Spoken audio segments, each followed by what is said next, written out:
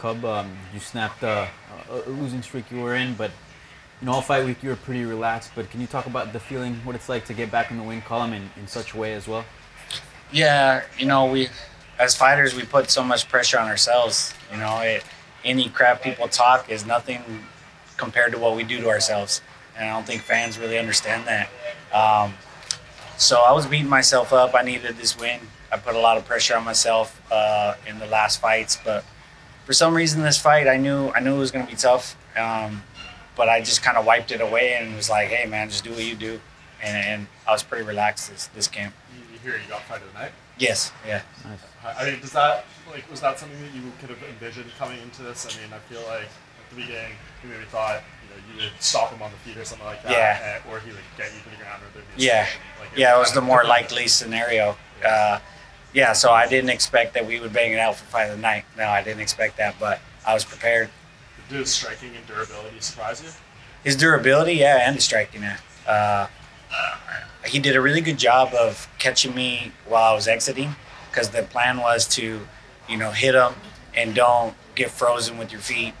Keep your feet moving. So when I would hit him and try to exit, so he didn't try to clinch me and pull guard, he did a really good job of tagging me on my exits, and he was able to take those easy strikes and accumulate some damage on my face. So I was impressed with that, and I was impressed with his durability. I mean, I hit him with some monster body shots that I put a lot of effort into, which made me tired. But yeah, he took it like a champ, and he's a warrior. Did you feel underestimated entering this fight because the odds were kind of even, and you're the veteran, he's still fairly new to the game? I purposely tried not to look. I didn't want any of that in my mind. I didn't want anybody's outside opinion. I just focused on me being me. Did you see something in his game ahead of time that made the body shot such a big part of the game plan? Well, I know that he's a triathlon athlete. I know that he brings endurance, but he's not very explosive. So I knew that my explosiveness was going to be a huge advantage.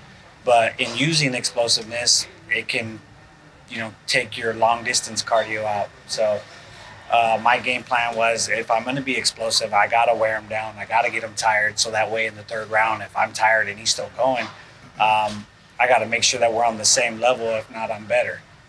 So that was huge. But I was more planning on throwing straight punches to his body to create distance.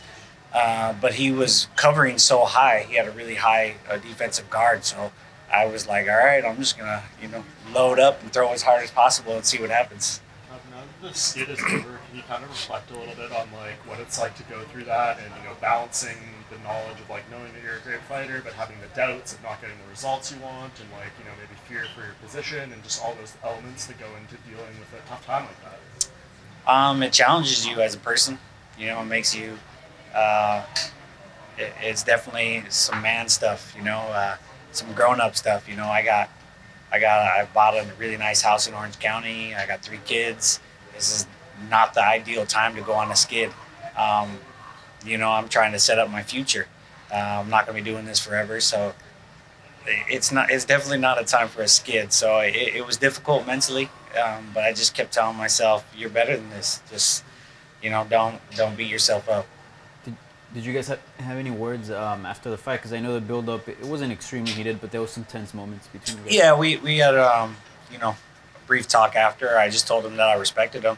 I respect him a lot. I know growing up, it probably couldn't have been easy for him. He's got big shoes to fill, and my beef wasn't with him per se. It was with the politics of jiu-jitsu and just how they can decide to out someone, So I'm just not a fan of that kind of bully style. But it wasn't something he ever did personally. So I just wanted him to know that mad respect, and especially going rounds with somebody like that, you go, hey man, keep your head up. I got 30-something fights, and you're gonna come back stronger. He's a warrior. Were you surprised he didn't try to take you down more, and he was kind of welcoming the fight on the feet?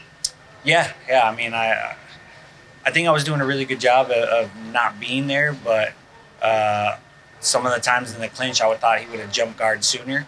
But he was willing to kind of bang with me a little bit. So I don't know if he just fell in love with that, but that was what I was trying to get him to do, and I was game. And last question for me, what advice would you give him? Because as you said, you've been around the block, you know the game very well, and he's very new to this, although he has a big name. Yeah, I think one of the biggest things is he said that maybe I'm not loyal, and in his day, which is old school, is to you stick it out with somebody. But we're in an era of you got to learn what everyone knows. You got to be a student of the game. You got to travel. That's what a real samurai does. So my advice to him is travel. Go be humble. Go out and get as good as possible. Train with everybody. You stick at one gym, you're not going to grow. So that I feel like he was wrong in that aspect. Can you talk about your emotions tonight versus the Duho Choi fight? You talked about that on Wednesday. That was your favorite fight. You're back against the wall. Similar thing tonight on a skid against a rising prospect, and you kind of calmed those jets as far as the hype train. I was extremely emotional because I have kids now. I'm somewhat of a role model in my hometown, and I mentor a lot of other fighters, and I talk a big game, and I tell them how to hold themselves and how to not beat yourself up. And so when I say all these things, I really mean it, and I got to live it as well. So for me to be in this position, I can't just curl up and want it to go away. I gotta be a man and face it. So for me to be able to show all my training partners, show my kids, show my family that I can pull out of this was huge. So you were the only guy to fight in Amalie Arena the last 2 times, man. What's in the water in Tampa Bay that makes you so successful? Yeah, I had a win here last time that got me out of a losing streak, and I did it again. So, I worked with a sports psychologist before, and we talked about not having win streaks and losing streaks. It's one fight at a time, and but it's very hard for it not to be there in your mind. So. I was trying to, when it did pop in my mind, I was just trying to take it as a quick positive and move on. So, Cub, I don't know if you know, you moved into second place with Max Holloway. It's 16 wins in the featherweight division. Can you talk about that accomplishment? You just made that statement. It's cool. I mean, I'm sure I landed a lot of strikes as well, and I know I have. If they count my WC fights and with the UFC, if not, I know I'm up there with strikes landed.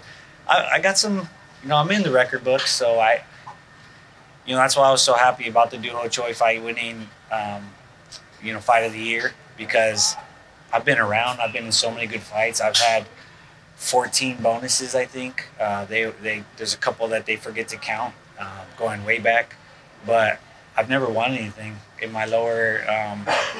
Before I got into UFC, I've never fought for a title. I've never got to fight for anything like that. So winning fight of the year was something that I could hold on to and put up a little trophy, to show my kids. So being in the record books is also something that says, hey, I'm not just just a fighter that goes in there scraps every time. Like I've put up big numbers. I've dedicated my life to this. Any name on your mind for who you'd like to fight next? No name. The UFC calls me. They say, hey, you want to fight this guy? And I say, yeah. That's kind of how it's always been. People always tell me, hey, maybe you should take an easy fight. But they told me a long time ago, hey, you're the kind of guy that if we want to pump up a fight card, we try to match you up against somebody crazy. And that's how they do it. So that's my role, and I'll continue to do that. There are rumors that Choi is returning on the Korea card in December. Would you be interested in a rematch with him down the road? I definitely. I feel like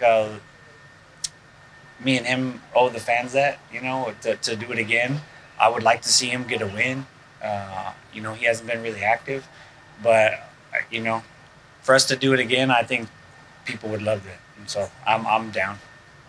What can you say about Kron's jiu-jitsu tonight in the UFC cage? You shared the cage for 15 minutes with him. He had maybe a moment of hopefulness with grappling, but nothing serious. Do you think he's going to have trouble applying jiu-jitsu at the high level here in the UFC? 100%. We were talking about it earlier this morning when I went to go do my shakeout. Like I was like, I think Ryan Hall is a little bit more dangerous just because he's been able to come up with a striking style that complements his jiu-jitsu, and I think it's pretty brilliant the way he does it. I think Kron has all the tools. I think he's got the heart of a warrior. He's bred to fight, but I definitely think that he's got some work to do. But I definitely think he could be at the top. Just gotta mix it up and have a little bit more complete game. What would you say he was missing tonight? I say offensive wrestling. I think that pulling guard. It still felt dangerous. We trained hard for it, but I didn't feel threatened, at all. I mean, I got pretty good jiu-jitsu too. People don't really give me credit for it, but I got pretty good jiu-jitsu. Not taking anything away from your amazing corner, they did a great job tonight. But Kron Gracie and Kron's corner tonight kind of added a little bit to to the fight and the entire aura of the fight. Yeah. Kind of cool. Yeah, I mean, one of my biggest things that made me happy is way back in the day, I got to meet Helio Gracie and I took a picture with him. Maybe a year or two before he passed at a Grappler's Quest, and I was super proud of that picture. I'm a big fan of the Gracies. Jiu-jitsu helped save my life, and our little beef was about something that happened a long time ago, and I definitely have respect for the Gracies and what they've done for the sport. And just finally for me, we talked about it a couple days ago. You said that you don't mind being that gatekeeper and being that guy. How good does it feel to show that the young guys aren't you can still be that guy that you're not going to get past? Well, it just proves to myself that, all the time I spend in the gym, I've been a straight professional for 15 years, going on 16 years, since I was 20 years old. Never missed weight, never failed a drug test. Anything they ask of me, you ask all the staff. I show up on time to everything. I'm not a prima donna. I'm not, making any waves, like doing dumb shit. Sorry. I've always acted like a professional and tried to help this sport grow since day one, and I take pride in that.